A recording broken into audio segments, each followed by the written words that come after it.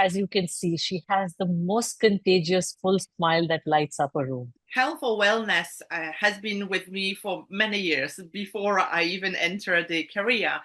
And it was because of my mom. So she was like that, always smiling, always cheerful. You talked about triggers, how you turn your, it's such a powerful story to, from being partially paralyzed to being this thriving individual today whose face glows and joy shines through you. I asked myself a question: what's good about this? What's good about this? The minute you find even the tiniest things that it's good, you can turn the problem into gratitude. I cannot define happiness in one word because No, and you did in your own way with saying it's really honoring our wholeness and living in alignment with it. You but really did. also it's just seeing the magic in every moment. Hello, everyone. Welcome to the Happiness Hour. We bring to you today a very dear friend who's I've met through Twitter. And it's a virtual friendship that has grown beyond because the resonance, the on philosophies, ideologies, life transformation journeys is so alike in many ways and yet very different. But it's that alikeness that has brought me here with her today. As you can see, she has the most contagious full smile that lights up a room.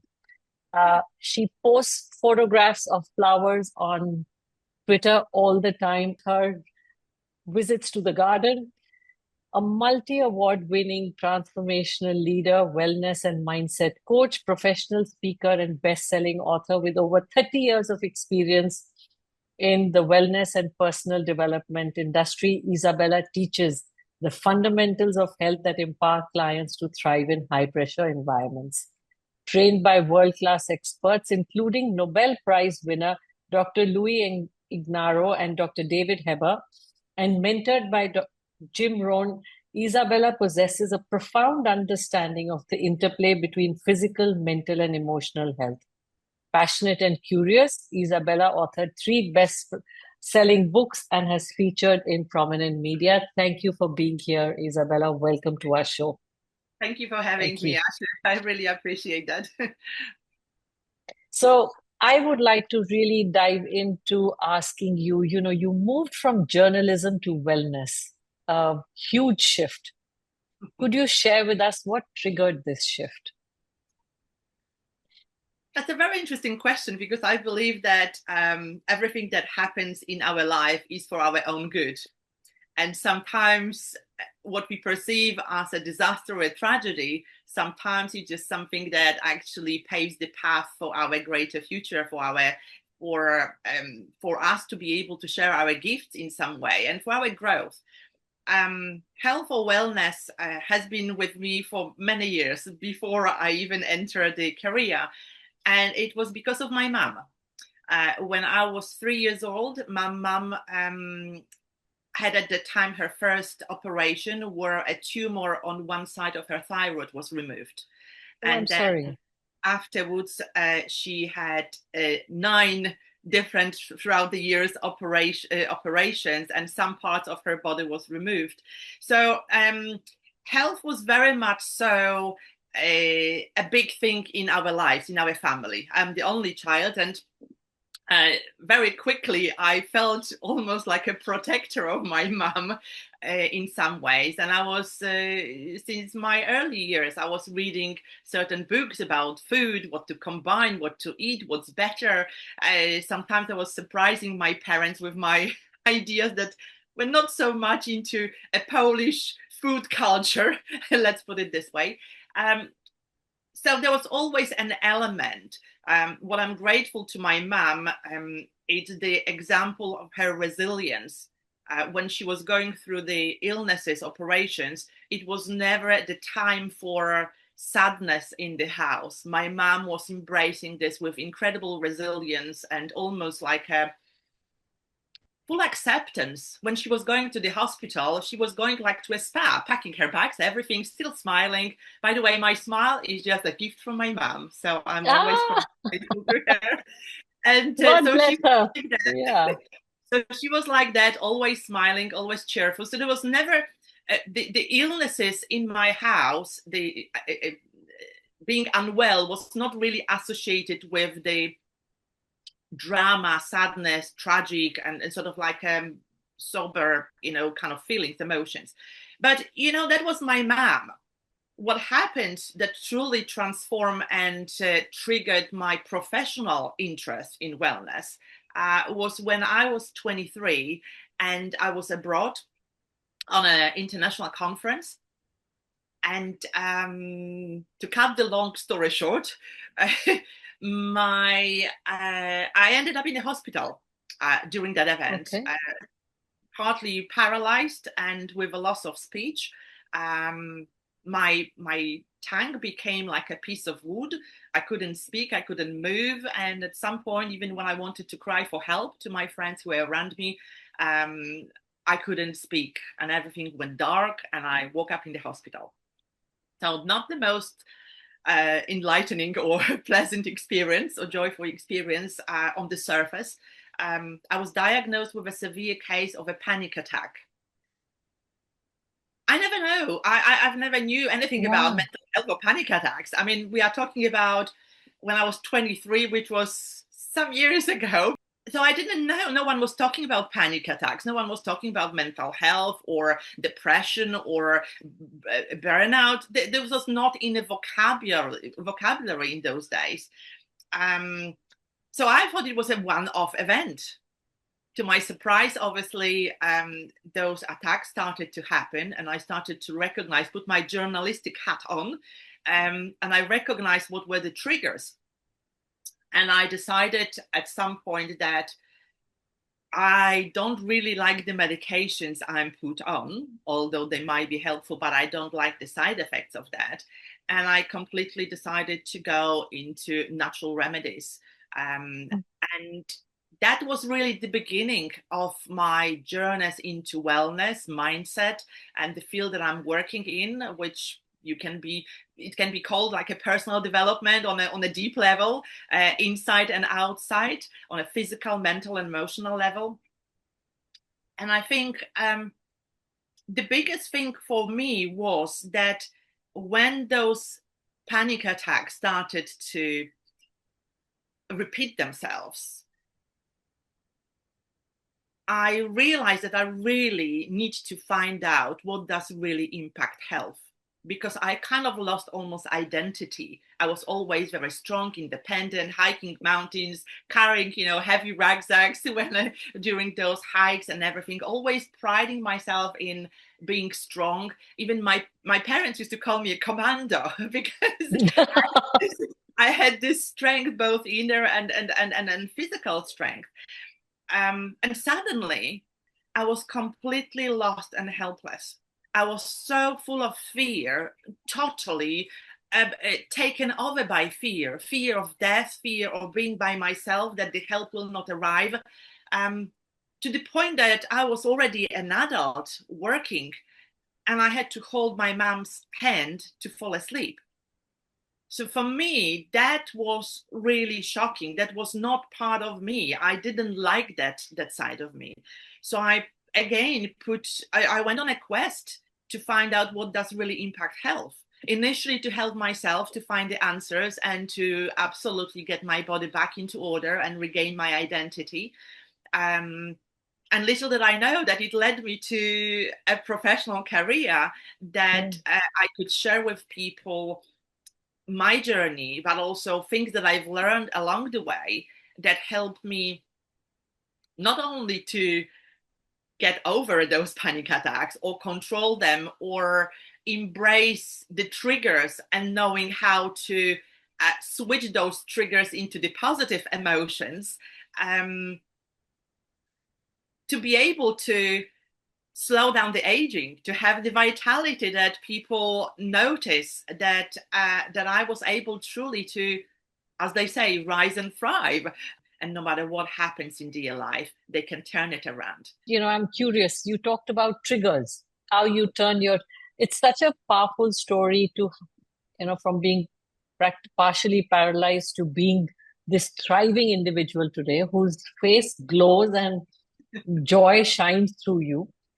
Uh, Triggers. How do you turn your triggers to being, from disempowering to being an empowering force for you?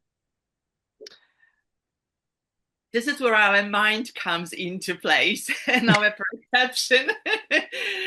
To be honest with you, for many years, I thought that the key part into health and wellness is to be active and to eat well, nutritiously balanced. But I've realized it's a lot to do with our mind, and not just with Yeah. our mind. It's just the questions we ask ourselves.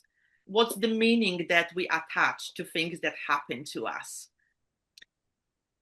So the big question that I always ask myself when I find myself in a whatever situation, turmoil, crisis, disappointment, whatever happens, I ask myself a question: what's good about this? What's good about this? The minute you find even the tiniest things that it's good, you can turn the problem into gratitude. And the feeling of gratitude, right now, from the neuroscience point of view, we know the feeling of gratitude can completely dissolve the cortisol in our body, the stress hormone in our body. So straight away, you regain the calmness, the balance, that peace, because you look at things from the point of view of a blessing, of something that is beneficial for you and not something that is harmful for you.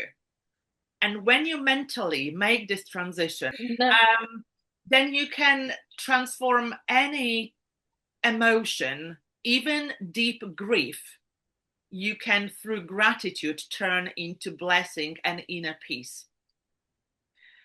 And when you also recognize what sort of biochemical impact and reactions take place into your body when you hold on to emotions of grudge, of guilt, shame, not being worthy of something, those emotions, they've got harmful impact on our health and well-being, because they produce the chemicals in our body that they are harmful. The minute you can transform the emotion into the one that is filled with gratitude, you transform the whole biochemistry, and the healing in the body takes place. Our body is a miracle cure, but also it needs to, especially our brain cells, they need to receive the right command. If they receive command, something is just, this is a disaster, this is a tragedy, I'm devastated, this is killing me. The words we are using, sometimes they are as much damaging as the thoughts that and emotions they are attached with it.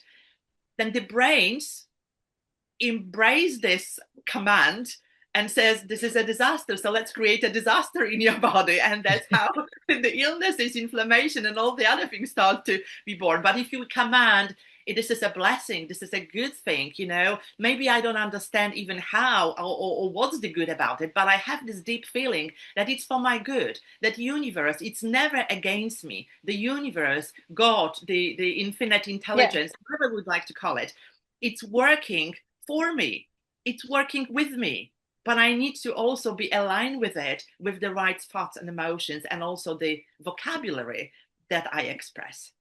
And I yeah. think So no, absolutely. It's very powerful how we can turn anything negative into a transformational experience and emotion, because ultimately everything is designed for our expansion and transformation. absolutely, absolutely. And the minute we embrace that truth, life becomes so much easier. And what I really wanted to point out, that every emotion is valid. We sometimes say, oh, don't be negative, don't be this and that, don't feel disappointed, don't be sad. I disagree with that. Embrace the emotion you are feeling at the moment, because that's being authentic. This is how I feel. Yeah, yeah. Your emotions, they are your guides. Sometimes we can wobble, and we can be more grounded and solid if we recognize what wobbles are, what is the reason for the wobble, so we can turn this wobble into the solid Steadier ground. absolutely steady ground. So, Yeah. so I think being aware is the first step to any form of transformation, any form of change. Um, Yeah. you mentioned that I've been trained or actually mentored personally by Jim Rohn, legendary person, and his wisdom lives within me. But the first time I uh, met with Jim Rohn through actually a quote when I was at the meeting was that for things to change, you have to change. For Yeah. things to get better, you have to get better, which means I have the power to change the circumstances. I have the power to change things because it's down to me. I take the ownership, I take the responsibility without guilt, without blame, but kind of knowing I have that power and it's down to me. Yeah, true. And you talked about nutrition being a part of your life from a very young age. Uh, how do you blend nutrition into mindset for your clients? Well, on Twitter or X right now, I've got this handle that it says nutritious mind. Yes. I believe that it comes in two folds. It's the nourishment for the body and nourishment for the mind. We can also add the third one, nourishment for the soul, So, but which is your flowers? exactly. um, However, when it comes to nutrition just as such, as a food, the food is it's really in a physical form, and also in what I read, what I listen to, what I allow myself to read and listen, how I expose myself to the information, and at every stage I've got a choice. Now, when it comes to the nutritional as food in a physical way, what we put through our mouth, not into our mind, into our brain, I think the biggest thing that I'm working with people is to help people to realize the needs of your body, physiological needs of your body. What does your body need? What the cells of your body need, not just to survive, but thrive. So knowing those health fundamentals gives you the toolbox that no matter whether you're on holiday, whether you travel, and it's a lot of inconvenience sometimes attached to this, when you are at home or when you are unwell or well, it doesn't matter. When you can tap into those to this toolbox with the health fundamentals, you know exactly what choices are serving you because this is what your body needs. So it's obvious we need oxygen, so we breathe. Now, there is a level also, you can breathe for survival or you can breathe for thriving. That's why the whole concept of breath work, that's why opera singers, they train how to breathe. Athletes, How, they train how to breathe. So there is a more into breathing than just simple breathing. Let's put it this way, inhaling and exhaling. And the same is with the food. When you look at the plate, you know how well it's balanced. Everything in nature and in our body, it's about balance. The minute we've got deficiencies of something, your body and your health, ultimately, it will be out of balance. When there are excesses, the same way. So a glass of wine, red wine, it's very good and healthy even for the cardiovascular system. But 2 bottles of red wine might not necessarily be the ideal. And I think sometimes the busy lives that we live, we make this busyness as an excuse to not honor what our body needs, to not honor what's the best for me. And I think when we embrace the attitude that your body is not just your temple, your body is when you live in, but your body is also your asset. Your body is a tool. When you are unwell, can you thrive? so it's really saying what will help me thrive at all times and live a balanced Exactly, life. exactly. Yeah. The big thing that it comes from the nutritional point of view. We all know about eating colorful fruits, vegetables, and all those kind of things. But I think the biggest we underestimate the importance of protein in our daily diet, in our daily eating routine. And protein is a building block of neurotransmitters, responsible for our immune system, responsible for our hormonal system, for everything in our body. And they are key elements for our healthy brain as well. Now, if our brain is foggy, if we cannot focus, how can we thrive as well? So it's all linked together, and not just for now, And but look for like a years picture to of come. well-being, which is what you look. Thank you. Well, some Uh, people say, how you look, it's also an advertisement of your habits, of your rituals. And I don't want to make it an issue that is all about me, because everybody can embrace that. In the last few years, I had an opportunity to work with people with mental health, and very elderly people over 90. The biggest problem with elderly people is the chronic diseases that are age related, or we think they are age related, which is problem with the digestive system, problems with our memory, with cognitive abilities, but also with our mobility.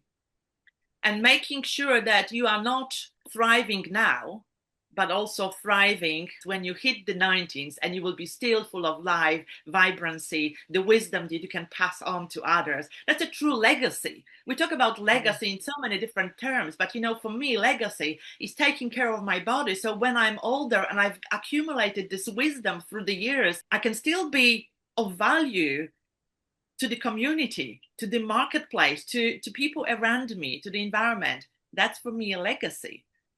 But it So starts here, from now. It yeah. starts from So now, nourishing your body in the right way. thank you. That was really helpful. Here's, a picture of vibrancy. What would you say is your definition of happiness? Like many people, for many years, I thought about happiness as a state of joy, elation, jumping around, heart singing, and all those kind of emotions. And that's okay. That's also part of happiness. But then I realized that a real grounded happiness, it's a combination of a state of not just joy, but the appreciation, the state of satisfaction, instead of acceptance. But acceptance in the form of embracing that whatever takes place in my life, whatever happens, it's for my own good. Yeah. So that gives you the state of almost equilibrium. So you are not going through the elated and then crashing down because something disappoints you. Let's say on social media, you look for the likes, oh, so many people like my post, and suddenly there's someone doesn't like, and you feel crushed. Okay, that's not equilibrium. That's being dependent on other people for your happiness. Happiness, Yeah. like they say, comes from within, but it just comes from this feeling of total, complete self-worth, appreciation for love, appreciation for life, appreciation for who I am, what I can give to people, what I can be. It's a wholeness. A wholeness. It's a wholeness, because the Yeah. minute you feel I love myself, I love my life, I'm satisfied, whatever life brings, I know it's for my growth, for my good. Life is full of contrast, and we need to embrace both. We need to embrace every emotion and see it not like a final statement, not like a criticism, not like a blame or guilt, but something that brings us closer to our alignment. So it's just to be aware of what we feel and be curious. Why do I feel this way? Why am I shaken by this behavior? Why do I feel sad, or why do I criticize injustice or some other things? Why? And once you dig deeper into this why, you start to learn more about what drives you. You learn more about the psychology of your own human needs and the human needs of everybody, because they are all the same. We just Yep. prioritize them differently. And having the choice, always knowing that you have the choice, what meaning you give to the circumstances, to the words of people that we've been spoken to you or about you. And you can always, knowing that you have this power, you have this choice, you can choose what's best for you. You can choose what empowers you. You can choose what really also enlightens other people because of how you responded to something. So so it's a lot of happiness, it's a lot built in with the resilience. I cannot define happiness in one word because No, and you did in your own way with saying it's really honoring our wholeness and living in alignment with it. You but really did. also it's just seeing the magic in every moment, in ordinary Yes. moment. It's like walking into my garden and every morning I see it with the new day lenses in my eyes because it's a new day and I see there's a new lighting coming through, there is sun coming through, or the raindrops are falling into on the leaves of my plants, there is a noise in the garden, the birds are singing, there's so much going on. But the same way in our relationships, so many times our relationships are conditional. I will love you. I will be happy with you when you do the things the way I like them to be. So you have to change because if you are not, I am not happy. You have to take for my happiness. Now, how often we say, oh, you cannot do this, I'm unhappy, and we put blame on other people. And it's not about that. And in relationship, yes, we get familiar with each other. Yes, we get kind of used to certain things that we see every day. And we have to stop being immune to no, let's call it differently. uh, we need to make sure that we have this freshness in our eyes, in our soul, in our heart, in our perception of life every day. See, every morning, okay, you can look at your children, how beautiful they've grown, how beautiful Yeah. they are grown, so much potential is in them. I mean, they might be naughty, they might be horrendous, you might be mad at them sometimes, but you love them anyway. And it's Yeah. just the joy of finding something fresh every day in the people that they are dear to us. And I think that's what keeps you happy. That's what uh, keeps this aliveness in relationship, this sparkle. There's something that we feel it's only at the beginning, but we can actually cultivated every day for many years in relationships. So I feel that's Aliveness, that is such a powerful word. The state of aliveness, of looking at everything as magic, miracle, and joy. absolutely, it's almost being like a child. And we Yeah. sometimes feel, oh, it's childish. You know why? Sometimes my son used to tell me when I was just going with him for a walk. I said, look how beautiful those, ducks are. Look at the colors. I said, Mom, I see them. I see the colors. And he was just kind of trying to be excited about it. You're embarrassing me because he was in the teenage kind of era of his life. So teenagers, they are often embarrassed about something. They still don't own themselves entirely. So I said, well, listen, I'm just really feeling the joy and I'll just to bask in this deliciousness of this moment. I just love this. And sometimes we forget to express the joy or express the gratitude. Often we say thank you. But I ask another question. Thank you for what? What are you thankful for? Why are you thankful? Why do you feel this gratitude? What makes what makes you inside feel that that this is happening? So dig deeper always, be curious about whatever takes place in your life, not because you are trying to be over analytical. Don't do it with But it's just with sharing yourself.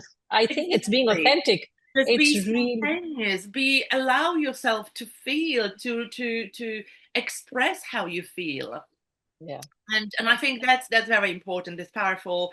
And that's why maybe people feel the energy that I bring to conversations, I bring to the interactions with people, because I truly live that, and people can feel it.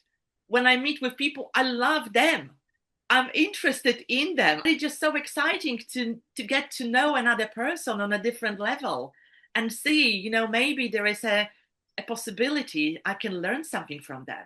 Being open to learning, Yeah. being So open to your personal growth and not feeling, oh, I know everything. Oh, that can never happen for any of us. And you've shared so many nuggets with me today.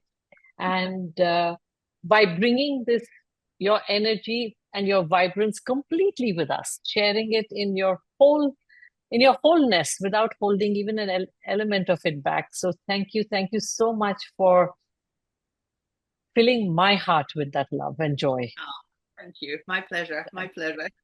This has Thank you for your been kind words. absolutely lovely. Thank you so much for joining us, Isabella. I've really enjoyed our conversation, the spontaneity with which you come, and as I said, you light up the room. Oh, thank you so much.